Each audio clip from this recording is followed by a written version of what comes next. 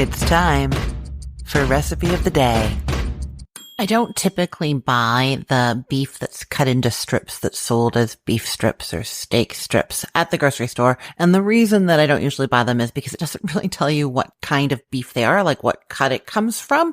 And so I'm never entirely sure if they're going to be the right thing for, searing quickly or for stewing. Like, what do I do with this beef? But I'm pretty sure that if it doesn't say stewing beef, you can sear them, grill them. And so that is what I've been trying when I bring these guys home. Usually if they're on sale, like buy one, get one free or something, I'll buy them. And then I've been testing things to find out the best possible way to cook them. And as I discovered with the cube steak, and I'm pretty sure there was another cut that I can't remember right now. I've told you about it. I know it, that even though you don't need to add flour to the outside unless you're doing some kind of gravy with them or something, the flour isn't necessary. But when you coat them with the flour, they seem to get a better crust for sure. But more importantly, they seem to be juicier. I'm not sure if that flour is helping to trap in some juices or is picking up more oil. I'm not entirely sure what it is, but they are definitely juicier if you add flour. And so I'm telling you today how to cook these beef strips. If you see them at your grocery store, sometimes they're labeled fajita strips, sometimes they're labeled stir fry steak. So any of those things, and you want to know just how to cook them the best way possible, this is what you do. I guess I would say if I was making fajitas or stir fry with them, I probably wouldn't want to coat them in flour. That's just not the traditional way of doing it. But my experiments have found that the flour is better. I don't know. I haven't been faced with this yet. I have not yet made the beef strips for fajitas or stir fry, so I don't know if that's what I would do. But if you want to just have them on some rice or turn them into a little gravy, almost like a pseudo quick beef stroganoff, this is how you're going to cook them. So in a large bowl, mix together a quarter cup of all-purpose flour, 2 teaspoons of salt, a teaspoon of black pepper, and optionally a teaspoon of garlic powder or any other seasonings that you would like.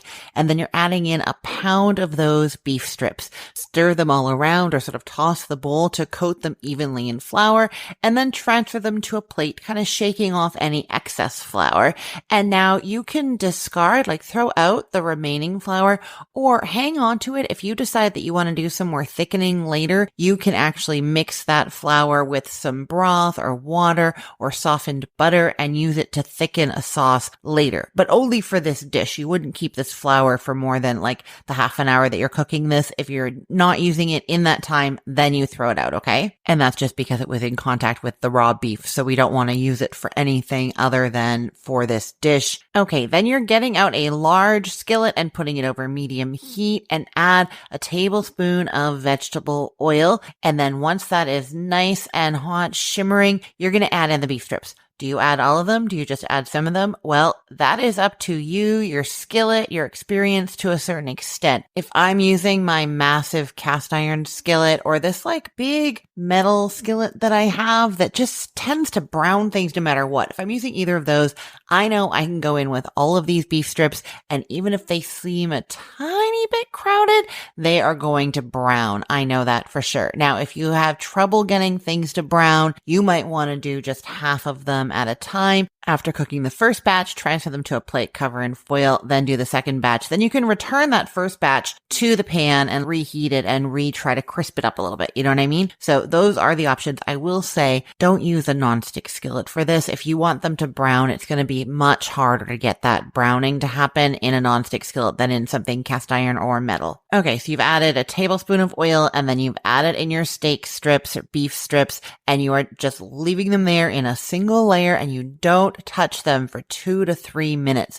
You want them to get a really good sear on that first side. So then after the 2 to 3 minutes, you can start using some tongs to see if they are releasing from the pan. Can you see underneath? Are they nice and brown? If they're still sticking to the pan, that's often an indication that they need to cook a little bit longer. When they brown, they will probably release. So if they're having trouble getting them up, you can try it just leaving them for another minute. But yeah, if they're browning underneath, then that is when you would flip them all over and then cook them for another minute or so. And then you can start sort of stirring and cooking them to your desired doneness. How well done do you want these to be? Now, at this point, you can take them out and serve them just as they are in the fajitas, in the stir fry, just on some rice. Or because we put the flour on them, it will thicken up a little bit if you add some broth to the pan. So you can go in with some beef broth and it'll kind of like wash away some of the flour from the beef and it'll sort of turn into a little sauce as it comes up to a simmer and thickens. If it doesn't thicken as much as you would like, you can take that excess flour that we had from before, put it in a jar with some beef broth, room temperature or cold, not warm, and put the lid on and shake it really good and then stir some of that in. You can stir a little bit at a time, wait until it simmers and see what happens. The other thing you can do is, I love this, the beurre manière. It means kneaded butter. This is where you mix flour with equal amount of softened butter. You mix those together, just sort of knead them together, and then you add dollops of that into your sauce. You won't need more than 2 tablespoons of flour with 2 tablespoons of butter for this one. So that is it. That's what you do when those beef strips are on sale. Buy the BOGO packs and now you know how to cook them.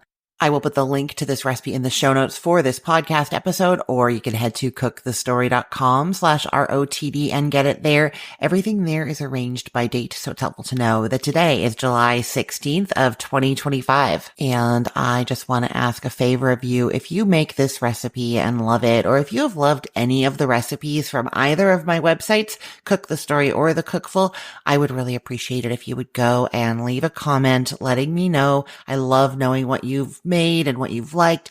And then also if you could give me a 5-star rating on that recipe, that really helps me grow my business and helps me be able to continue to make these recipes and these podcast episodes. When people see those 5 stars on Google and other places, they are more likely to click over and find my recipe and find me. That is the backbone of this business.